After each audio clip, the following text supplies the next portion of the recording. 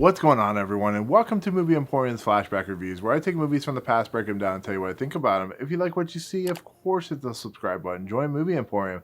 Hit that notification bell at the top to find what's coming next. If you like any of these videos, awesome. Hit that like button and comment below on any videos you watch, including this one. So, Memories of a Murder is a film I've never seen before, and usually my flashback series revolves around movies that I've seen probably a billion times before. The only reason I'm doing this as a flashback movie is because it came out in 2003, and it was an early film, but it's now getting a wide release thanks to Neon.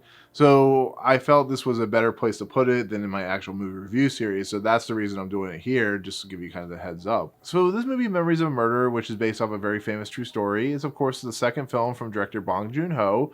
He of course is well known for doing stuff like Parasite and Snowpiercer, and it follows around in the late 80s three detectives who are in the midst of, for the first time, of having to deal with a serial killer of women, or a serial killer, or mass murderer. And it basically shows these individuals having to kind of, for the first time in a little bit of a learning curve, try to figure out who the serial killer is. And it's not saying they haven't dealt with death and so on and so forth, but this is because it's the first time they have are very kind of fresh when it comes to these types of things. So the evidence that is there is being damaged, and things are just not going their way, and it leads them to causing the possible suspects of not being actual suspects, of who they arrest. And it just shows you kind of the chaotic nature of what happens when you're put into a scenario that is not what you're used to. And so this movie just deals with the affecting nature of those issues, and how it causes psychological and neurological damage to the individual at heart, and like what they have to deal with. So the nice thing about re-releasing a film like this, especially a film that a lot of people probably never heard of before or didn't really know much about, is it breathes new life into a director who was already very, very popular after a film like Parasite, which is now considered like a modern classic. So when you can go back and easily and readily just watch a movie that maybe was like the start of his career, it kind of can show you the trajectory that he was on with doing stuff like The Host and Snowpiercer and so on and so forth, Okja and whatnot. And so now that this movie's widely available, I went back and watched this movie to kind of see where he started from. And when I finished this movie, I basically came to the conclusion that this director, Bong Joon-ho, has been one of the top tier directors through his entire career. This movie is incredible. It really is. It's an impressive feat of directing, and especially for a second film. This movie is a masterpiece in every sense of the word. Kang-Ho, who plays the father in Parasite, is one of the lead detectives in this movie, and he is amazing. You can really feel the kind of nature of him being a little inexperienced with stuff like this, because the fact that, like I said, with it being like the first time this has really happened in South Korea, having detectives who were inexperienced, having to deal with like people like in their crime scenes and stuff like that, he really shows you his like kind of raw nature of how he is affected by everything. And then he has a partner who is played by Roi-Ha, who is a much more aggressive individual. He's like, this movie has a lot more humor than I was expecting, but he is known for like being more physical with his suspects. So he's like constantly beating them, and he like kicks them and stuff like that. And a lot of the suspects in this movie who may not be the actual suspect, he is physically torturing, and it's well known and so on and so forth. So the fact that he's able to get away with it for so long really shows you how inexperienced this detective force is, and how they just don't run on it. They run on a different level than everything.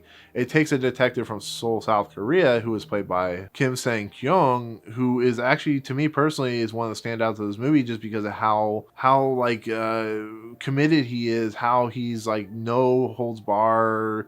He is going to find the suspect, but he's going to do it in a very smart way, I guess you could say. And the way he plays out through this movie to the eventual conclusion, you start to see a character just kind of fully invest himself, and kind of a lot of times at odds with the police force, the detective force in this movie. And to watch these characters play their roles, and to see Bong Joon-ho and his writer and how they flesh out these characters, it makes it for a truly unique experience, but is similar in a lot of aspects, especially when you watch a movie like Zodiac, which came out a few years after, I think 4 or 5 years after, which is dealing with the same subject matter of not the first time it's ever happened, but they're dealing with a serial killer who is in the shadows. They can't figure out who it is. We actually in this movie see slightly bits and pieces of the killer, and there's evidence and there's pieces that are strung along as this movie kind of pushes itself forward through those 2 hours and 11 minutes of runtime, where we think we have a grasp on who the killer might possibly be, but it might not be that killer. And just to watch these detectives try to like go through the motions and try to kind of find who it is, and to watch the hurry nature of everything involved, it's a really well-paced, crafted thriller, as well as having a lot of great heart behind it. And like I said, when I compare it to Zodiac, it's just in that similar nature of people who can't seem to catch a break when it comes to who the killer possibly is, and all these suspects, and we see like the grisly nature behind all this violence happening to these individuals, like women in this movie. So it's a well-paced, well to do type of film, and it really, once again, like I said, it shows you how good Bong Joon-ho is as a director, how he is starting out kind of rough around the edges. This movie has a lot of rough around the edges style moments where it feels like a very small, simple movie. And as he gains his career, like he does, as we see him slowly start to kind of smooth out those edges. But I think the fact that this movie has the rough around the edges that it does, with this filmmaking, with this dirty nature, with this rain, there's a lot of rain in this movie and stuff like that, it really gives it a sense of like unease and uncomfortability, and just the nature of just this small rural area, which is unlike, what we're used to seeing in America and stuff like that. So I think when you go into this movie and you see how good of a director Bong Joon-ho really is from the start, I think you'll be truly impressed with like the fact that, and you won't be surprised when you see his later films. You're like, oh yeah, I finally got to see one of his earlier films, so now I can kind of see where he kind of came from, and I can kind of see why he is the well-respected talent that he is now. So it's a great film. It has great actors in it. It has great chemistry between the actors.